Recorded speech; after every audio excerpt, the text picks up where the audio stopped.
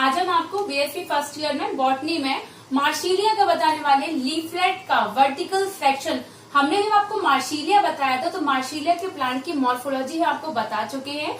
Morphology में जो क्या होता है, इसका जो प्लांट होता है मार्शीलिया, ये जड़, राइजोम तथा लीफ पत्तियों में डिवाइडेड रहता है, क्योंकि इसमें तने का अभाव के कारण राइजोम से इसमें जो तने के समान इसमें जो पेट्योल होते हैं वो लीफ से जो पेट्रोल लगे रहते हैं वो बहुत ज्यादा लंबे होते हैं। तो पेट्रोल और रेचिस के मैंने आपको वीडियो बना के डाल दी है। अब मैं मार्शीलिया की आपको लीफलेट जो उसके पत्रक होते हैं 4 से 5 की संख्या में ऊपर टिप पर पत्रक लगे रहते हैं, उसका मैंने वर्टिकल सेक्शन यहाँ आपको बताया है।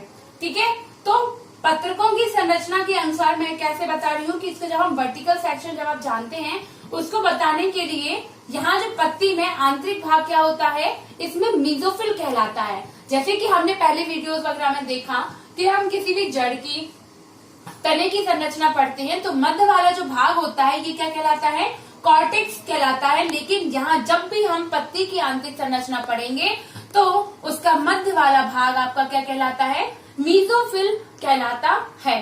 ठीक है, तो हम बात करते हैं कि सबसे पहले हम क्या बताएंगे इसमें कि जो मार्शीलिया की लीफलेट्स कैसी हैं, तो इसमें कितने 3 पोर्शन, किस प्रकार से आप इसको डिफाइन करेंगे, कैसे इसको लिखा जाता है। तो सबसे पहले इसकी जो हेडिंग्स होती हैं इनको लिखना चाहिए।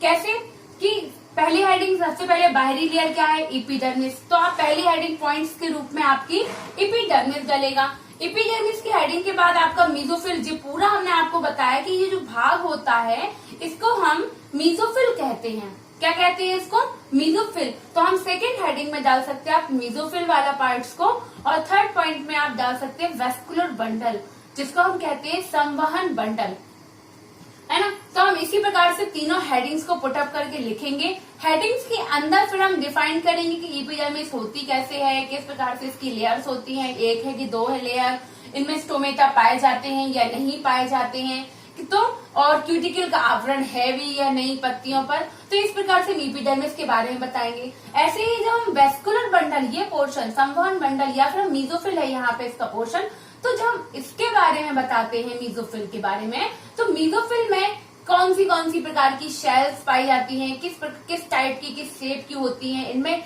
अंतराकोश के अवकाश पाए जाते हैं या नहीं पाए जाते हैं, क्या इनमें पाया जाता है, इनकी आकृति कैसे होती है, इनकी तो और किन किन कोशिकाओं से मिलकर ये बनी होती है, ये भी इसमें बताया जाता है। तो इसमें हम ये डिफाइन कर देते हैं। उसके बाद लेकिन आप देख रहे हैं क्योंकि यहाँ पर वेस्कुलर बंडल मीजोफिल सेल्स में, जैसे कॉर्टेक्स में पाया जाता था वेस्कुलर बंडल, तो यहाँ मीजोफिल सेल्स के मध्य में वेस्कुलर बंडल है। तो अब हम इस हेडिंग में स्टील डाल सकते हैं आप, उसमें हम क्या बताएंगे कि कौन कौन सी लेयर्स होती हैं, उसके अंदर किस प्रकार से किस कंडीशन में स्टीलिक कंडीशन कौन सी है, प्रोटोस्टीलिक, जाइलोस्टिक, है ना।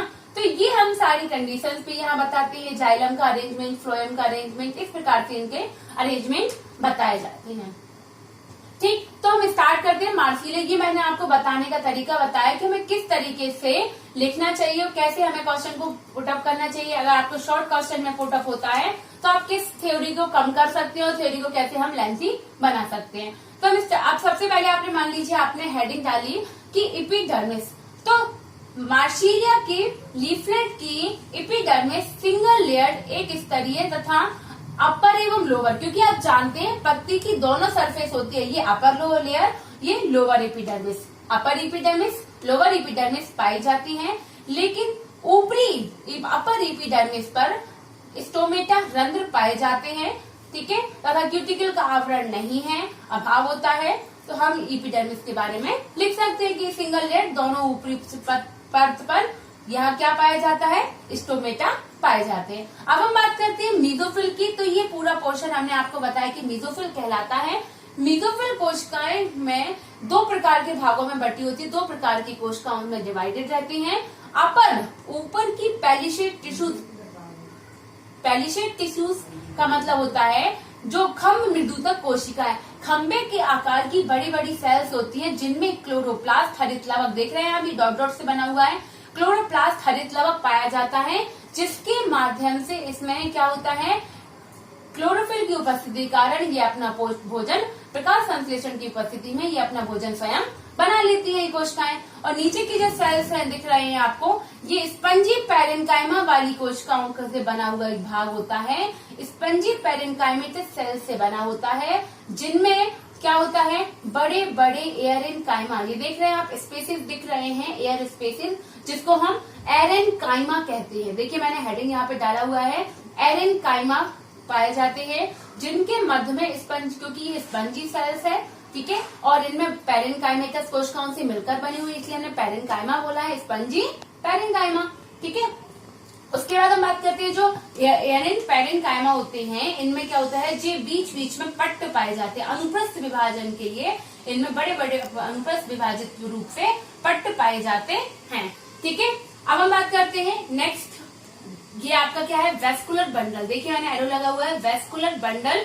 ये जो वेस्कुलर बंडल संवहन बंडल होता है, ये कंसेंट्रिक प्रकार का पाया जाता है, जिसमें मध्य में जाइलम तथा फ्लोएम उसको चारों ओर से घेरे रहता है। आप ध्यान दीजिए कि जो बीच में मध्य में डबल स्क्लेरेन्काइमेटिक सेल्स दिख रहे हैं कुछ आपको, कि डबल सेल्स दिख रही है, ये क्या होती है, जाइलम होता है, और जाइलम को फ्लोएम चारों ओर से कवर्ड किया रहता है।